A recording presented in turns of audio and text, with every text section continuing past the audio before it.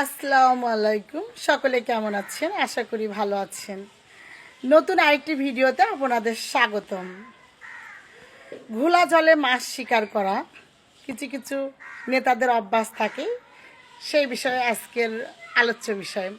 সারা দেশকে শেখ হাসিনার জন্য পাতানো বিচারের প্রহসনে ব্যস্ত রেখে মহাজন তার অ্যাসাইনমেন্ট কমপ্লিট করলেন, যেটার মুসলিকা দিয়ে তিনি হঠাৎ উড়ে এসে ক্ষমতায় জুড়ে বসে কোটি কোটি টাকার ট্যাক্স ফাঁকি দিতে পেরেছেন, মামলা হতে অব্যাহত পেয়েছেন এবং আরও অনেক আর্থিক সহায়তা আদান প্রদান করতেও পেরেছেন। হতদরিদ্র দেশ বাংলাদেশের মানুষকে বোকা বানিয়েছেন। এই 25 থেকে 30 বছরের জন্য লিজ দেওয়ার নামে দেশ বিক্রি হয়ে গেছে এবং বিক্রির মাধ্যমে 16 কন্যা পূর্ণ করে তারা বিদেশে পাড়ি জমাবে, এটাই বাস্তবতা। হাজার হাজার কোটি টাকার ব্যয়ে তৈরি ও চলমান অটুট টার্মিনাল এতদিন সেই প্রাচীন আমল থেকে আজ পর্যন্ত এদেশের মানুষ চালু রেখেছে, গতিশীলতা হাজার গুণ বৃদ্ধি করেছে।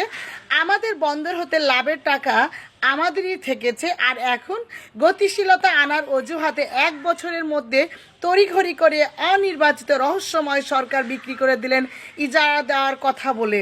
সহজ সরল বাঙালি জাতির স্বাধীনতা ও সার্বভৌমত্ব নিয়ে খেলা করা। একবার যদি এই জাতির ঘুম ভেঙে যায়, পৃথিবীর কোথাও গিয়ে তিনি যে শান্তিতে থাকতে পারবে না, সেটা বোধহয় তিনি এখনও বুঝতে পারছে না। সময় থাকতে এই ধরনের জাতীয় দীর্ঘমেয়াদী সিদ্ধান্ত গ্রহণের স্বল্পমেয়াদী সরকারের তড়িঘড়ি স্বার্থন্বেষী চুক্তি বাতিলের জন্য মাঠে নামার জোর অনুরোধ করতেছি ওই এলাকার জনগণকে। কি কারণে এই বন্দরগুলো বিদেশিদের হাতে তুলে দিয়েছে? এই অর্থ দিয়ে কি কাজ করার জন্য? আমি একটা ছোট মানুষ হিসেবে আমার ধারণা, এরা জুলাই আন্দোলন যারা করেছেন তাদেরকে সেফ এক্সিট দেওয়ার জন্যই এই বন্দরগুলো বিদেশিদের হাতে তুলে দিয়েছে।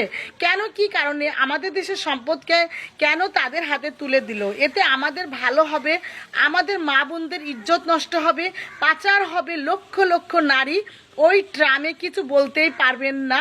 কথাগুলো কিন্তু মাথায় রাখবেন।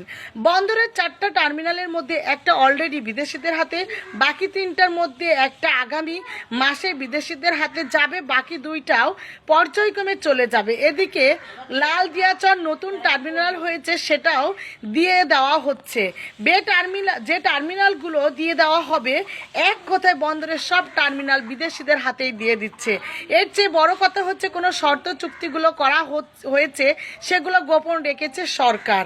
অন্তর্বর্তীকালীন সরকারের কাজ হচ্ছে আইন শৃঙ্খলা পরিস্থিতি ঠিক রাখা, রাজনৈতিক স্থিতিশীলতা এনে নির্বাচন দিয়ে জনগণের নির্বাচিত প্রতিনিধিদের কাছে ক্ষমতার হস্তান্তর করা। দেশের জাতীয় স্বার্থের বাইরে দেশকে লিজ দেওয়া অধিকার ইন্টেরিমকে কেউ দেয়নি। নেপালের ইন্টেরিম এসেছে, সেখানে পোর্ট লিজ দিতে দেখেছেন কোনো প্রধানমন্ত্রীকে বা এই ধরনের কোনো অস্থায়ী সরকারকে?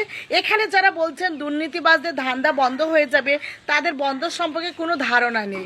টার্মিনালগুলো বর্তমান পরিচালনা করছেন নৌবাহিনী, এইসব আন্দোলনকারীরা নয়। মূলত সরকার ভবিষ্যতে নিজেদের সুবিধা আদায় এবং ক্ষমতার দীর্ঘ করতে এই চুক্তিগুলো করেছে। না হয় একটা সরকার গত 1.5 বছরে দেশের কোন পরিবর্তন করতে পেরেছে? আর কিছু পারুক আর না পারুক, লিস্ট তো দিয়ে দিচ্ছে।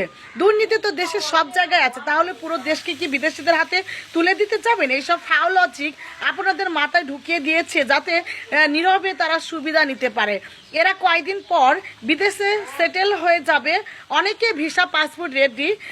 মারা খাবো আমরা। দেশের স্বার্থে, চট্টগ্রামের স্বার্থে বন্দর নিয়ে সচেতন হওয়া উচিত এবং প্রতিবাদ করা উচিত। আর আমাদের দেশে কিছু কিছু নেতারা আছে যারা শুধু এখনো এই ধরনের বিষয় নিয়ে তো কথা বলছেই না, বরঞ্চ তারা তাদের স্বার্থ, মিটিং মিছিল, বিভিন্ন বিষয় নিয়ে তারা এখনো পড়ে রয়েছে। তো আমি বলবো, যদি আপনারা অরিজিনাল দেশপ্রেমিক হয়ে থাকেন, দেশের স্বার্থে যদি রাজনীতি করতে চান, রাজনীতিবিদ হতে চান, ভবিষ্যতে ক্ষমতায় আসতে চান, তাহলে অবশ্যই আপনারা চট্টগ্রাম বিভিন্ন বন্দর সেক্টরগুলো নিয়ে কথা বলবেন, যারা অন্যান্য রাজনীতি গ্রুপ থেকে আছে। তো সকলে ভালো থাকবেন, সুস্থ থাকবেন এবং দেশকে রক্ষা করা কিন্তু প্রত্যেকটা দলেরই দায়িত্ব।